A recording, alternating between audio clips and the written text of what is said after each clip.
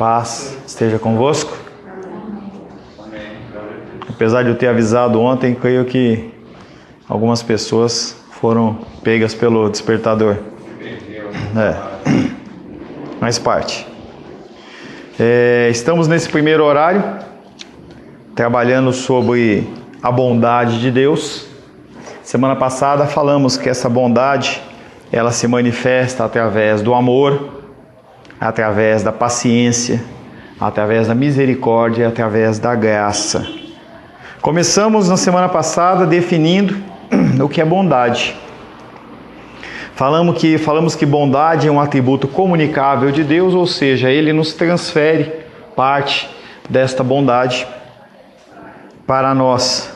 Essa bondade é uma disposição favorável, é um desejo, uma vontade em fazer algo.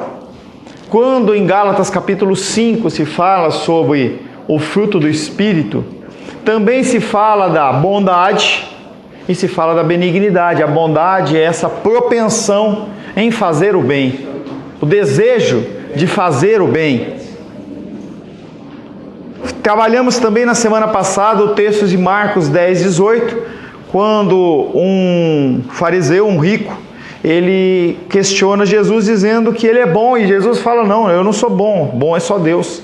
E nós falamos exatamente sobre essa condição. Parece que é uma frase estranha, parece que Jesus Cristo está abrindo mão da sua divindade, mas na verdade ele está falando que aquele homem só estava reconhecendo ele como homem, e como homem ele não poderia receber um título divino. Falamos também um pouco sobre a natureza da bondade de Deus. Falamos que Deus, ele é bom, ele tem uma inclinação para tratar bem as suas criaturas, algo que é totalmente diferente no homem. O homem ele tem uma inclinação para o mal.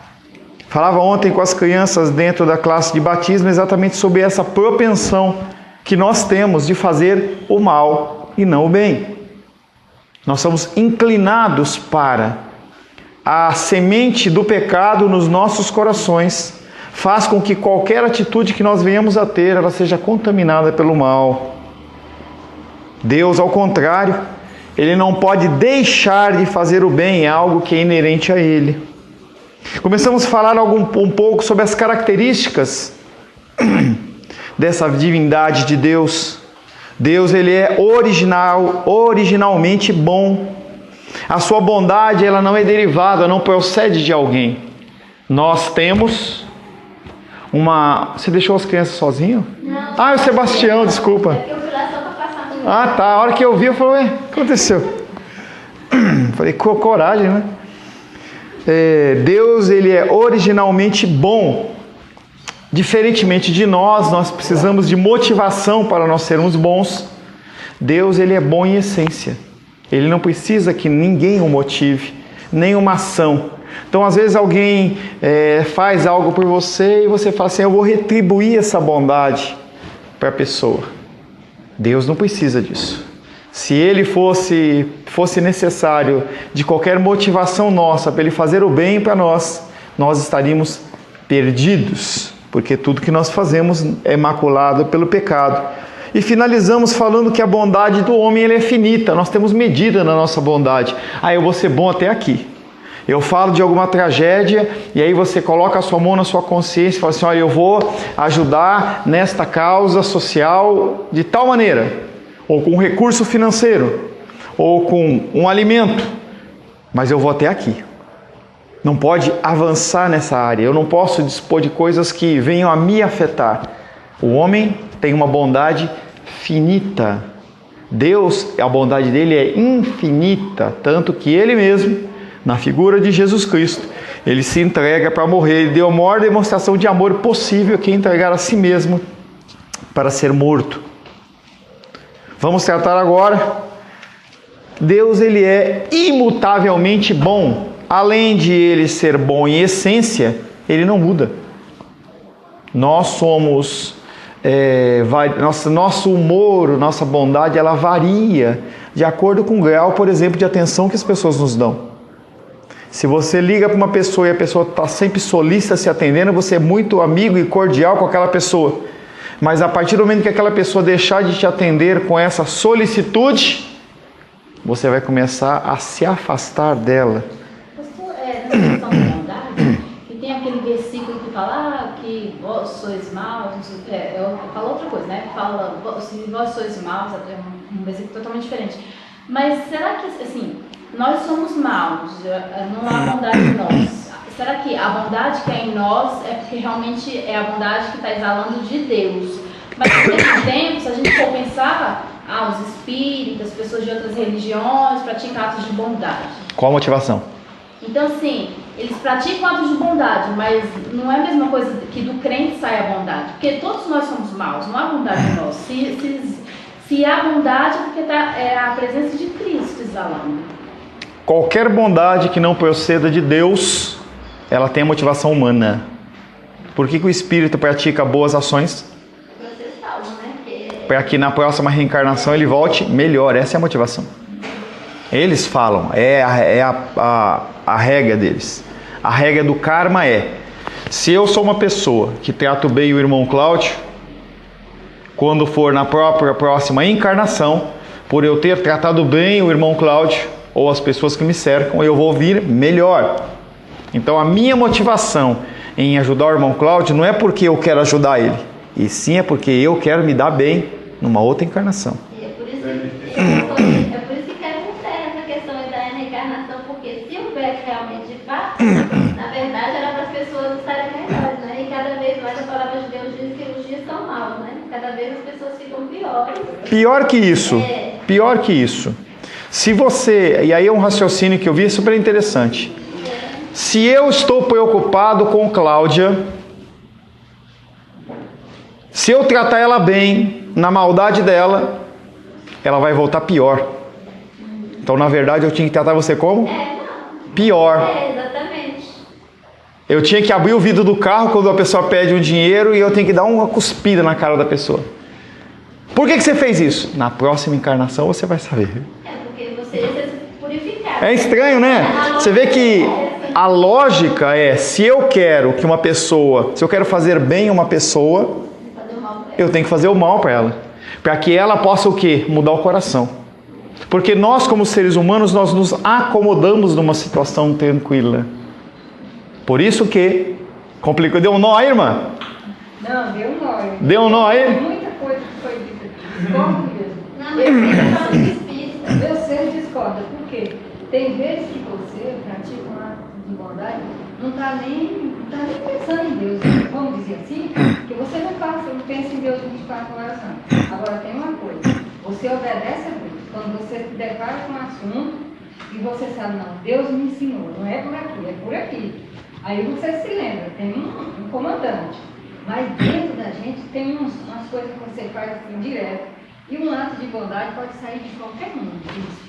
Ato de bondade sai de qualquer um, só que a motivação humana... Não, motivação, vou lhe dizer. Não, aí, querida, é você com a Bíblia, porque a palavra de Deus diz que todo e qualquer ato do ser humano é como um trapo de imundícia. Então, tem que riscar da Bíblia, porque quem está dizendo é a palavra de Deus. Ele fala que qualquer ato do ser humano, para Deus, é como um trapo de imundícia, ou seja, ele não considera como algo bom. Aí, se você discorda do texto bíblico, amém. Então, é isso que eu queria entender. Somos todos maus. Somos todos maus. Qualquer coisa que nós venhamos a fazer vem de Deus. Seja ímpio, seja não ímpio. Só que a motivação humana é sempre privilégio seu. Sempre a sua vontade. É sempre o seu querer.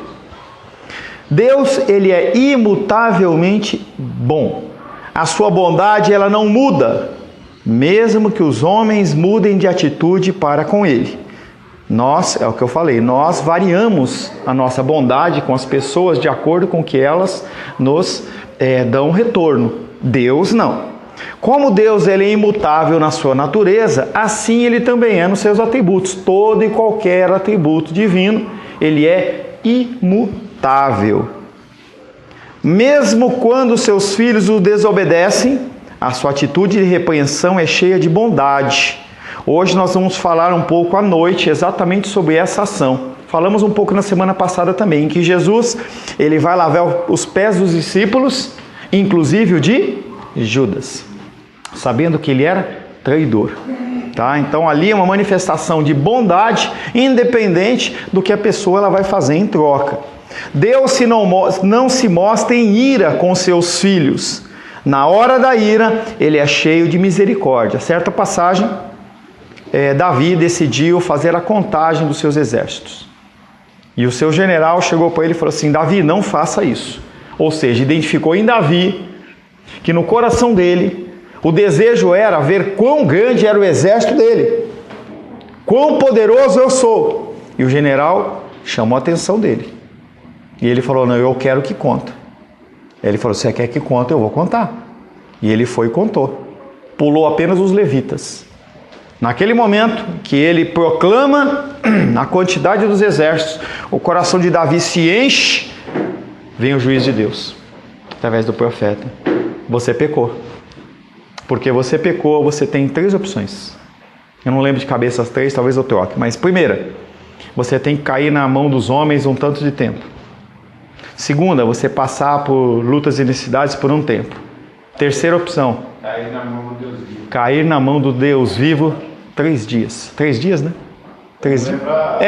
Cair na mão do Deus vivos um tempo.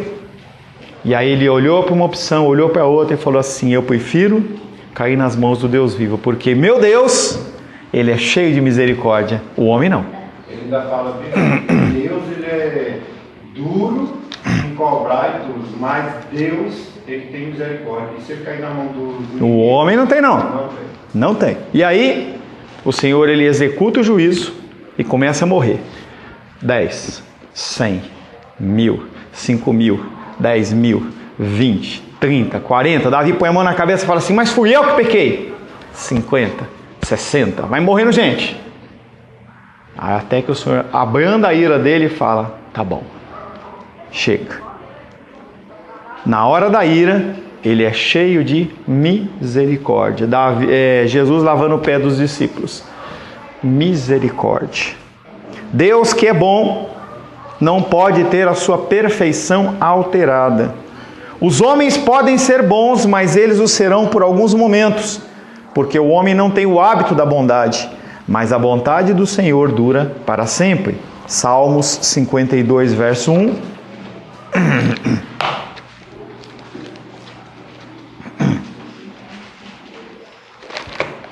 Por que te glorias na maldade, ó homem poderoso? Pois a bondade de Deus dura para sempre. Por que te glorias na maldade, ó homem poderoso? Por que você acha que você é bom demais? A bondade de Deus, ela dura para sempre. Outra característica da bondade de Deus, além de originariamente bom, imutavelmente bom, ele também é necessariamente bom. Ele não é bom porque ele quer ou porque ele deseja. É algo necessário a ele. Nada é necessariamente bom exceto Deus. Ele é bom necessariamente porque ele é Deus. Ser bom não depende do exercício da sua vontade, o que acontece conosco. Eu decido ser bom. Eu decido agir. Mas nem sempre eu faço. Com Deus, não. Com Deus, não. Deus, ele é bom porque ele é bom. É característica dele. Não é algo que ele pode colocar de lado. O ser humano faz isso. Pastor, só um pouquinho. Pois o senhor comentou assim: ninguém decide para ser bom, para ser ruim. O senhor acabou de... Ué, mas eu não falei que ninguém decide ser bom. É o que a Menísia começou falando. Toda bondade, ela emana de Deus. Toda bondade, ela emana de Deus. A gente não decide, acontece. Então, deixa eu dizer aqui, o homem que deu um abraço no mendigo, ele não sabia que eu não sei se ele era, não sei qual era a religião dele, mas ele deu aquele abraço naquele mendigo e o homem mudou de vida. Ele falou: o médico me deu um abraço e daqui para frente eu não quero mais ser mendigo, eu vou ser um homem de bem. Independente da ação que procede de Deus, a motivação humana, ela continua sendo pecaminosa. Deus, ele utiliza instrumentos como usou Nabucodonosor, como usou César, como usou Nero, como usou Hitler e todos os outros. Toda ação que é boa, procede de Deus, mas não quer dizer que a vontade humana, ela é de fazer o bem. A vontade humana sempre ela é maculada pelo pecado. Sempre ela é maculada pelo pecado. Isso inclui nisso que ela falou do abraço, que a pessoa às vezes é um espírito, dá um abraço, não sei o quê. E aí eu acho que deve incluir a soberania de Deus, que Deus controla tudo. Então, ele Não falei nada diferente disso. Levanta um ímpio. Não é às vezes, ele sempre levanta. Um próprio ímpio para ter um gesto de bondade que vai ser bênção na vida de um crente. Não tenho problema com isso. Ciro, rei da Pérsia, fez isso. Nabucodonosor fez isso. E eram todos homens malignos. Nero, ele tocou fogo nos cristãos. E aquilo, aos nossos olhos, não é um ato de bondade, mas foi um ato de juízo que purificou a igreja. Nossa mente não entende essas coisas. Deus, ele controla todas as coisas. Nunca, em nenhum discurso que eu vou ter, vai tirar a soberania de Deus. Nunca, nunca. Deus, ele controla tudo. Só que, da mesma maneira que a salvação procede de Deus, nós temos responsabilidades. Senão a gente entra numa condição de que eu não faço absolutamente nada, Deus se vira e se Deus quiser faz. Não é por aí, tá? Dentro dessa linha de raciocínio, tem muita gente que fala, eu sou um escolhido, pronto e acabou. Lá no final, eu vou fazer tudo que eu quiser fazer. E lá no final eu sou um escolhido e pronto e acabou. Eu acho que a pessoa é o seguinte, houve a conversão, você tem que andar em santidade, procurar andar em santidade. Procurar, não andar. Andar ninguém consegue, procurar sim. Andar em santidade. Entendendo que você pode também, uma condição como essa, eu faço o que eu quero, eu sou escolhido, isso também é possível. Só que como ele vai chegar na salvação é outros 500. Entendeu? A pessoa, ela pode ser uma pessoa salva, escolhida de Deus e viver a vida de esbórnia e bagaceira a vida inteira? Pode. Só que como ela vai chegar lá? Esse é o X. Estava conversando eu, Rosângela, com um pastor semana passada, e ele falava aí uma palavra de conforto para os pais com filhos desviados. Se você é filho de Deus e você tem um filho, ele está aliançado com o Senhor. A nossa oração não tem que ser uma oração de Deus salva, e sim Deus tem misericórdia, porque a pessoa ela vai gemer tanto nesse caminho de volta, e quanto mais ela entra no meio dos espinhos, mais ela vai voltar rasgada. Vai voltar? Vai, mas vai ser rasgada. É por isso que a palavra fala que os nossos atos, ou seja, as obras que ele vai fazer, está relacionado com a salvação, porque, como ele falou, essa questão aí, a pessoa pode aprontar o que for, mas aí as obras que ele vai passar pelo mestre, vai ser se é madeira, se é feno, se é ouro, vai ser purificado pelo fogo, ou seja, pela ação de Deus, vai purificar essa pessoa, como o senhor disse. A luta vai ser grande. Vai. A gente já tem experimentado isso na nossa própria vida. Hebreus fala isso, o pai só corrige a quem ama e só açoita quem recebe por filho. Entenda que a palavra açoite é colocar num tronco e pegar um chicote daqueles com ponta de osso e dar nas costas, viu? Esse é o açoite. Açoite não é passar a mão no cabelo, ô filhinho lindo, vem cá chuchuzinho, não, é açoite, porque tá vendo uma situação que ela tá andando para uma destruição, Deus interage. Nós não fazemos isso como pais.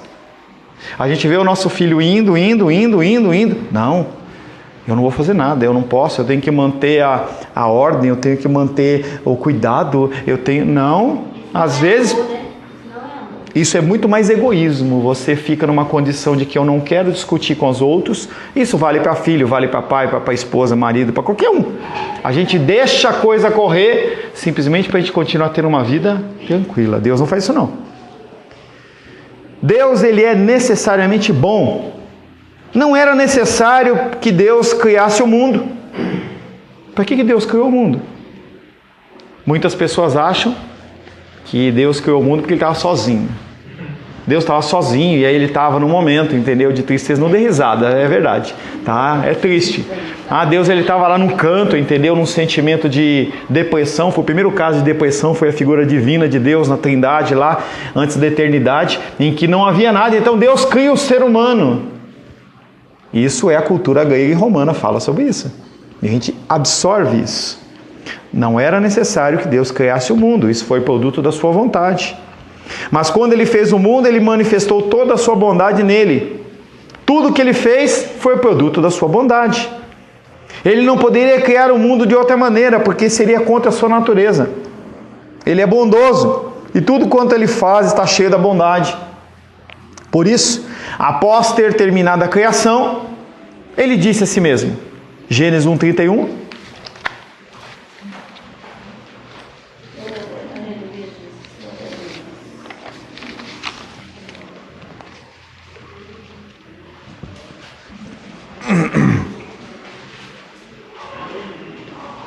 leia para nós, Gabriel Sampaio, Gênesis 1:31.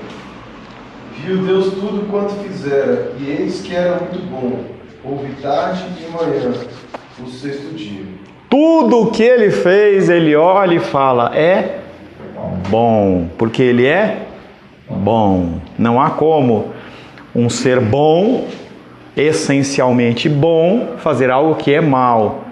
Nós, como seres humanos, nós conseguimos ser uma fonte doce e amarga ao mesmo tempo, tá?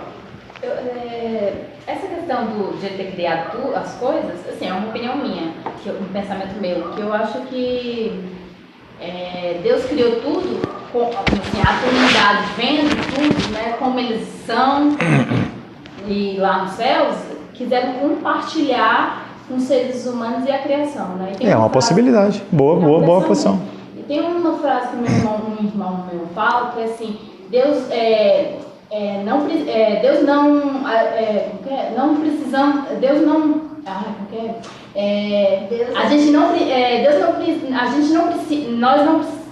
precisa da gente, mas Ele se faz precisar. Eu estava tentando lembrar, estava conseguindo. Né? Então, Deus não precisa da gente, mas Ele se faz precisar, né? Então, assim, né? Todo o mover de Deus é exatamente para que a gente possa reconhecer a sua grandeza, a sua soberania, a sua majestade, e nós o busquemos. Porque Ele, como um ser plenamente bom, quanto mais nós nos envolvemos com Ele, mais nós somos purificados, somos destituídos da nossa maldade e nos assemelhamos à figura de Cristo. Objetos da bondade de Deus. Deus é bom com quem? Com quem Deus é bom? Primeiro, Deus ele é bom com as criaturas em geral. Tudo que Ele criou, Ele é bom. Essa bondade pode ser definida como aquela perfeição de Deus que o mantém solícito para tratar generosa e ternamente todas as suas criaturas. Todas as criaturas, elas estão debaixo desta bondade de Deus. Deus ele é bom, tanto quanto com o satanista, como o bruxo, como o cristão, como o bichinho, como... Deus ele é bom. Como a ameba, com tudo ele é bom. A bondade de Deus direcionada aos animais e homens evidencia-se na preservação de todos eles. Salmo 36, eu vou ler.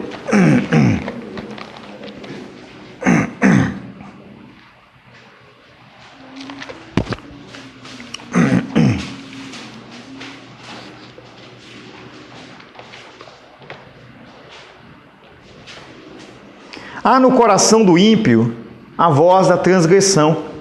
Não há temor de Deus diante dos seus olhos, porque a transgressão o lisonjeia a seus olhos e lhe diz a sua iniquidade.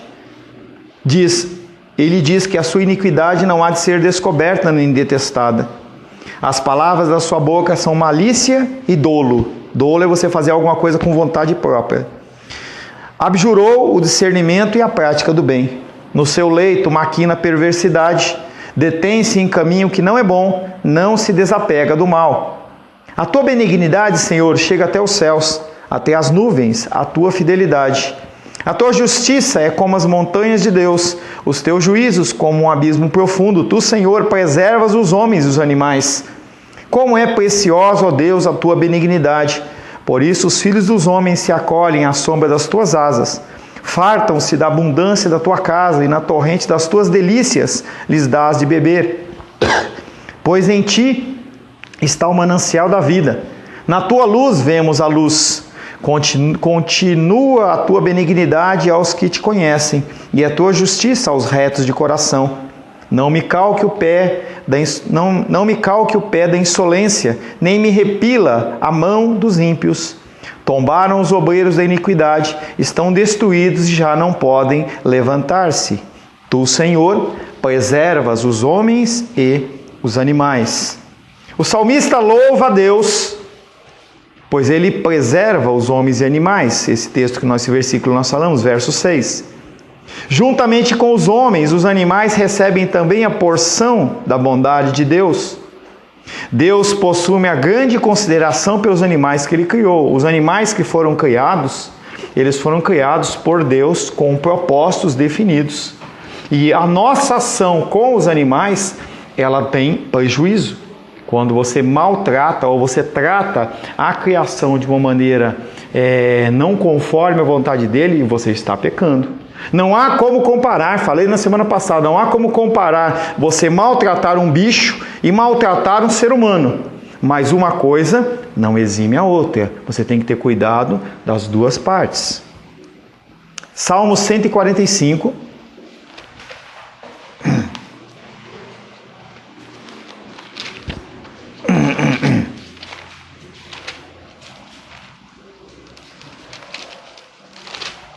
Verso 15. Em ti esperam os olhos de todos, e tu, a seu tempo, lhes dás o alimento. Abres a mão e satisfazes de benevolência a todo ser vivente, tanto ímpio como não ímpio, como cristão. Justo é o Senhor em todos os seus caminhos, benigno em todas as suas obras. Em todas as suas obras. Salmo 145, verso 8. Benigno e misericordioso é o Senhor, tardio em irar-se e de grande clemência. Deus olha para toda a sua criação, que está sob os efeitos da queda, e vê apenas a miséria. Quando Deus olha para a criação, ela vê toda a mácula do pecado, toda a deteriorização, entendeu? Do ser humano. Ele vê o ser humano que deveria ser saudável e não está saudável.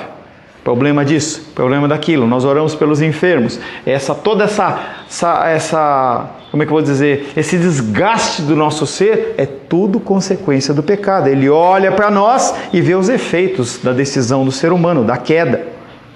Então é proclamado que ele é misericordioso com a sua criação, isto é, ele olha com bondade para os animais e os supre, pois os animais ficam olhando para Deus, esperando dele o sustento para suas vidas. Diferente de nós, os animais eles aguardam que o Senhor os alimente, seja através de outros seres humanos, seja através da bondade dele mesmo. Jó 38:41. Eu acho que se a gente vivesse Mateus 6, né, que fala sobre ansiedade, né, quando a gente fala dos pássaros, né, a nossa vida seria diferente, né? 38, você acha ou você tem certeza? Tenho certeza. Então, tenha certeza. Um modo tranquilo de viver, de levar a vida. Né? E por que a gente não vive? A incredulidade. Incredulidade, exatamente, incredulidade. Nós não cremos no Deus que nós professamos. Jó 38:41, Felipe. Quem prepara os corvos? Desculpa. Quem prepara aos corvos o seu alimento? Quando os seus pintainhos gritam a Deus e andam vagueando, por não terem que comer. Quem que proporciona aos corvos e aos filhos dos corvos? Deus. Mateus 6:26. Menísia, por favor. Mateus 6, 26.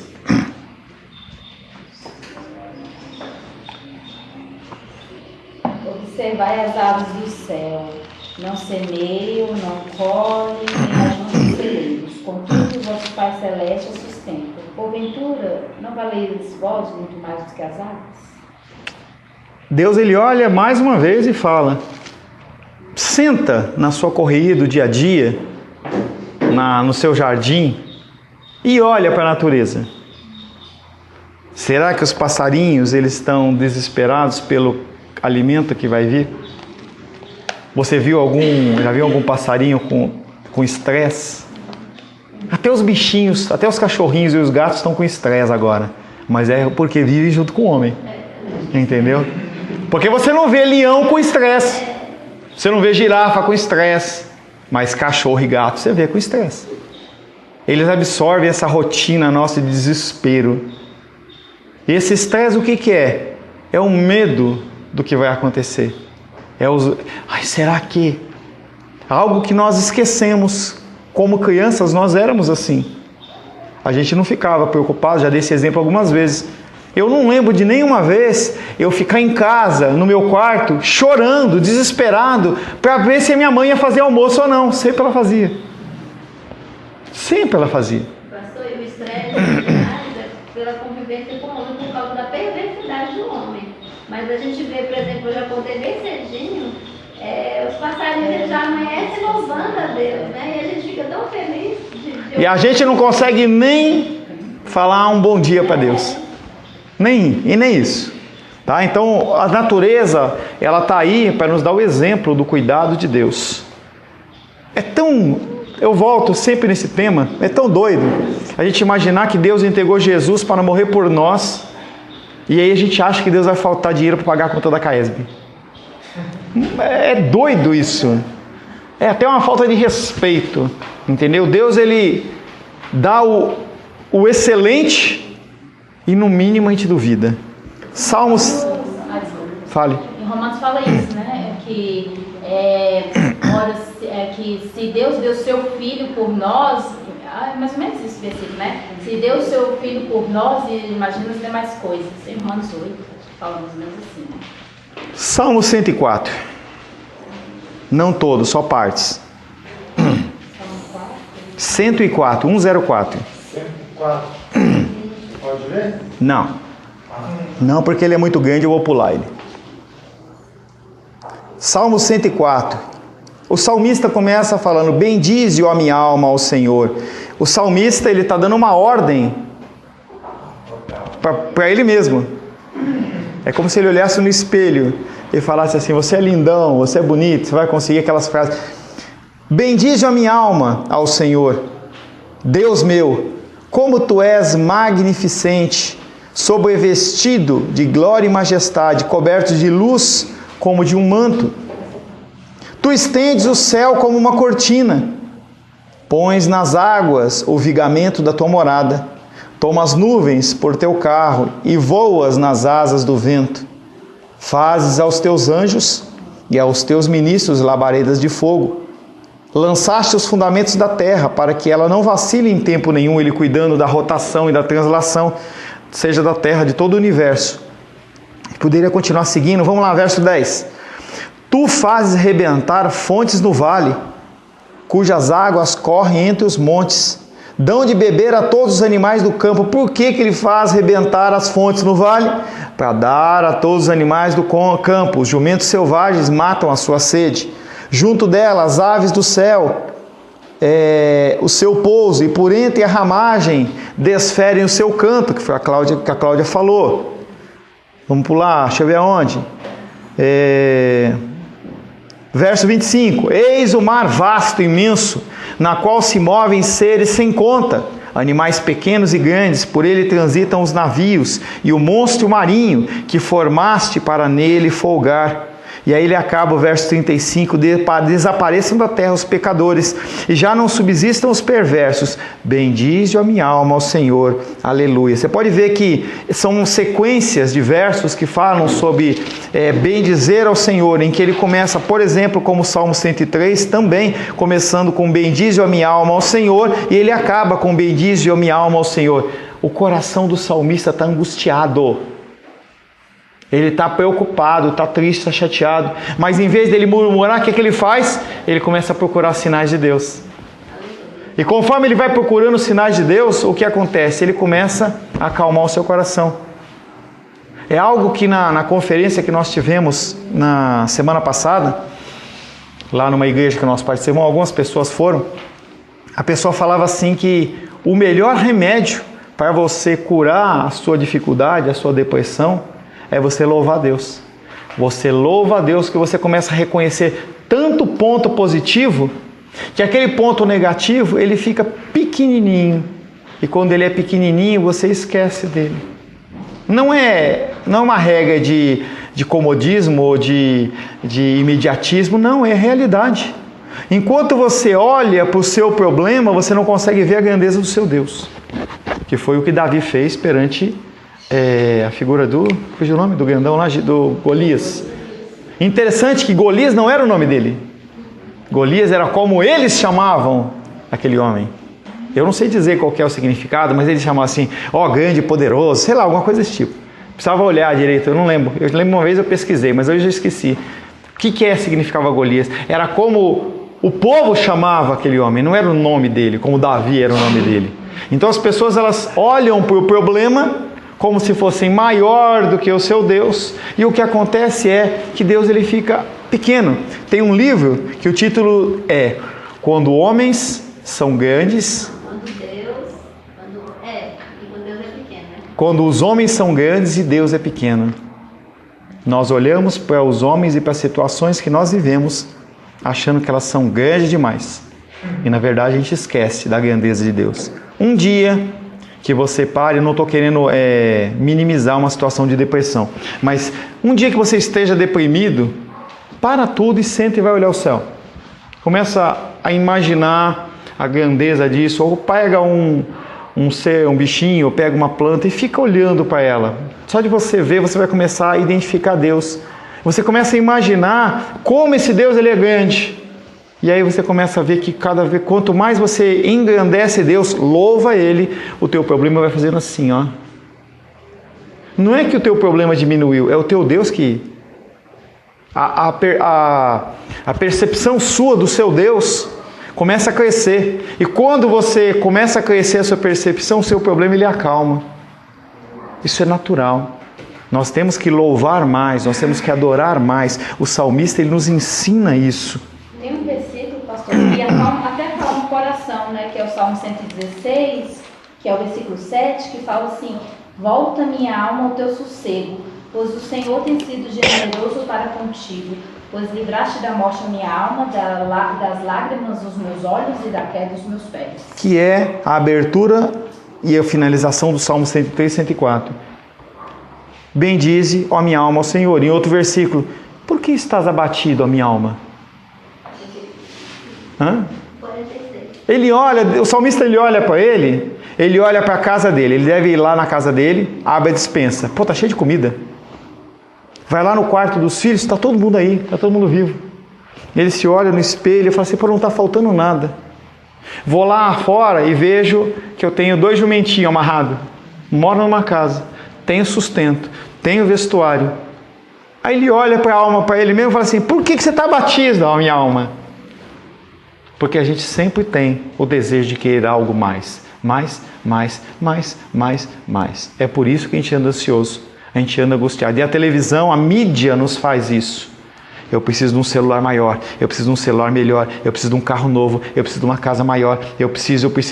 E essa angústia que gera no nosso coração, ela não é necessidade. Aí Deus não cumpre, por não ser necessidade. E aí o que acontece? A gente se oprime, a gente entra em depressão.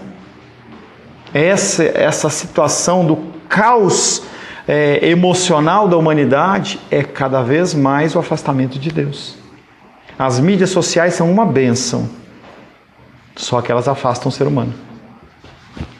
A gente não consegue mais ligar para os outros, não consegue mais conversar, não consegue mais ter diálogo, nada.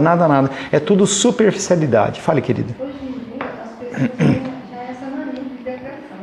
O cara fica triste por isso, e acho isso possível. Mas é esquisito. Entenda que nós temos 2 blocos. Depressão existe, é doença, tá? Tem doença, depressão. Só que eu vou fazer assim, ó. Tá? São poucas, tá? O que acontece? A psicologia, ela pega a depressão e ela dá nome para ela.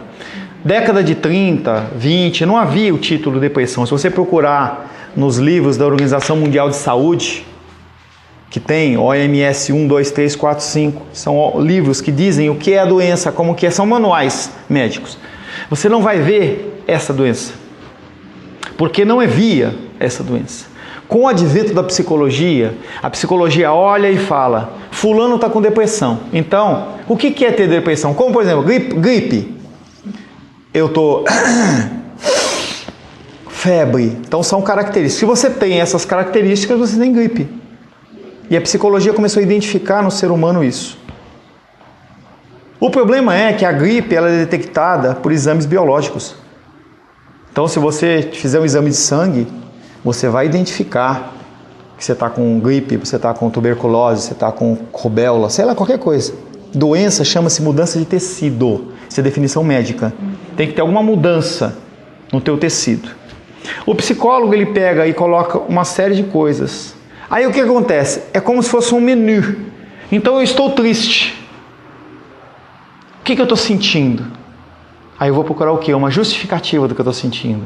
Opa, ele disse que se eu estiver triste e eu tiver isso e aquilo, eu estou com depressão. Pronto, eu quero isso para mim. E aí o que acontece?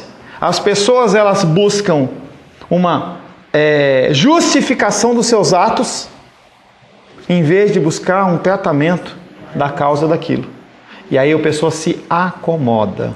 Se você olhar nos Estados Unidos hoje, 60%, 70%, 80% das pessoas tomam remédio para depressão. É só olhar consumo de psicotrópicos e medicamentos tarja preta. É só você olhar. Você vai ver que a curva está exponencial, subindo porque todo mundo tem depressão. Aí eu tô lá. Então a Claudinha, por exemplo, estava conversando com ela outro dia, ela falou que os cachorrinhos dela estão bem velhinhos. Amém? Um dia um vai morrer. E aí o que vai acontecer com o cachorrinho que ela cuidou 10 anos, 12 anos? Ela vai ficar sorridente, é isso? Aí ela vai ficar triste, ela vai ficar chorando. Tá com depressão. Aí eu pego e dou Ritalina para ela. Não, deixa ela sofrer a dor dela. Deixa ela sofrer. Luto na Bíblia é bíblico. A pessoa tem direito a chorar pelo menos 30 dias. Não vai com conversinha que Deus é a sua força pro cara, que aí não tinha o cara do judo. Deixa o cara chorar. Depois o cara sai do luto. Nós fazemos isso. Então, o contexto de depressão hoje é que grande parte dessas pessoas não tem. E o que acontece se eu der um remédio de tuberculose para você e você está com gripe? Não resolve. Vai quebrar a cadeira não, hein, cara? Né? E é isso que acontece. Você toma um remédio que não é para uma doença que você tem, não tem efeito. Aí você tem que catar outro medicamento mais aquele. E eu acho que é uma questão, igual você falou, pastor, da questão da mídia, às vezes os grupos que você está inserido, alguma coisa, que a gente está na sociedade do fast food. Tem que ser tudo agora, às vezes você não está no celular mais moderno, né? O pessoal entristece, sabe, umas coisas mais... Black Friday tá chegando, você vai ver o desespero. As loucuras e tudo. Só porque eu estava com raiva de estar indo para o hospital todo dia, eu falei, doutora, eu estou doente, não é mais de câncer não. Já estou doente, você deixa o hospital, já estou doente. Saco cheio. Aí ela escreveu no papel, a paciente está com depressão, aí começou me mandou para comprar o remédio para depressão. Eu digo, negativo, depressão não tem não. Eu estou com raiva e eu direto para você. Vai para lá, que história de depressão é essa? E às vezes você está num grupo, por exemplo, às vezes o grupo que você está convivendo, está vivendo tipo um estilo, alguma coisa, sei lá, todos têm um tipo de coisa, e a pessoa que está envolvida não está na mesma realidade que o grupo está inserido, ela se deprime diante dos amigos que estão na mesma realidade, na mesma, né, e tal. E é normal. Quando você se envolve com pessoas com um tipo de sentimento, você começa a pensar como elas. Amém? Amém? Senhor, em nome de Jesus, louvamos porque Tu és bom, Tua misericórdia dura para sempre. Nós agradecemos ao Senhor porque a Sua bondade ela é real e patente aos nossos olhos. Que nós possamos aprender da Tua bondade, nós possamos aprender a acalmar os nossos corações, Pai, e possamos viver em paz. Te louvamos, Te adoramos e bendizemos em nome de Jesus. Amém.